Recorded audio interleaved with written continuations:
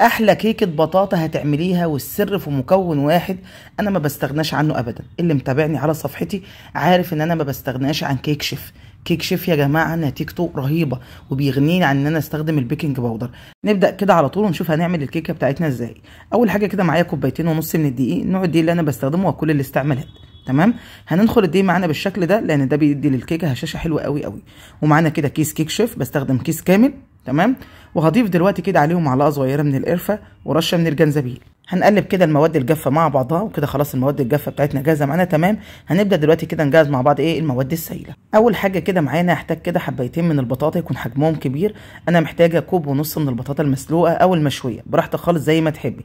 انا عن نفسي هسلقها كده معايا، اقطعها كده معايا حلقات زي ما انتم شايفين كده، وهضيف كده عليها ميه مغليه وهسيبها لما تتسلق براحتها خالص. وبعد ما تتسلق هصفيها من ميتها تماما، وبعد كده هنبدا نكمل باقي الوصفه بتاعتنا. واستناها طبعا لما تبرد. ما ينفعش طبعا استخدمها وهي سخنه، انا بسلقها وبستنى لما تبرد معايا تماما، بصفيها من ميتها واستناها لما تبرد، وبعد كده ببدا اشتغل فيها. اول حاجه كده معايا 4 بيضات بدرجه حراره المطبخ، هضيف كده عليهم كوبايه من السكر، والسكر على حسب الرغبه براحتك خالص زي ما تحبي.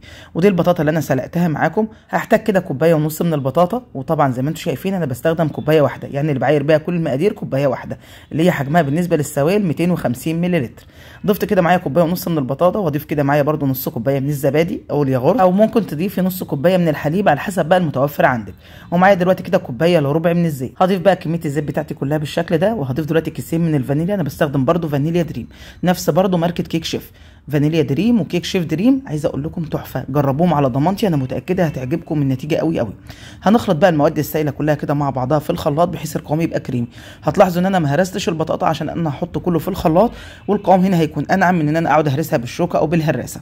كده خلاص المواد السائله جاهزه بتاعتي معايا. تمام، هضيفها دلوقتي كده على على المواد الجافه. زي ما انتم شايفين كده القوام ناعم وكريمي قوي قوي. هنبدا بقى نقلب كده المواد السائله مع المواد الجافه، وفي المرحله دي هبدا اشغل الفرن بتاعي على درجه حراره 180، ومجهزه صينيه مقاس 24 ممكن 26 براحتك خالص على حسب المتوفر عندك. بطنتها كده بالزبده ورشيتها كده بالدقيق، وشلت كميه الدقيق الزياده. شايفين خليط الكيك عامل ازاي؟ ما شاء الله ناعم جدا وكريمي قوي قوي. كده خلاص الخليط بتاعي جاهز معايا. تمام، هنبدا دلوقتي نصبه في الصينيه بتاعتنا. دي الصينيه اللي انا هستخدمها. طبعا انا بحب استخدم في الكيك الصواني الالومنيوم، نتيجتها حلوه قوي قوي وبتوزع الحراره كويس جدا. طبعا انا بكون مجهزه الصينيه قبل ما ابدا خالص في عمايل الكيك.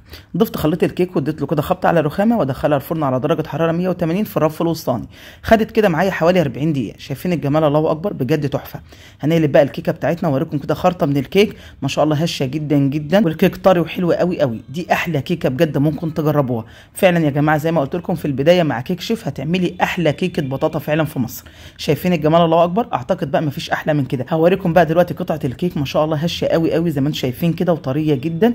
ان شاء الله هتجربوها، متاكده هتعجبكم. اتمنى لو عجبكم تدعموا الفيديو باللايك والشير، واشوفكم على خير ان شاء الله.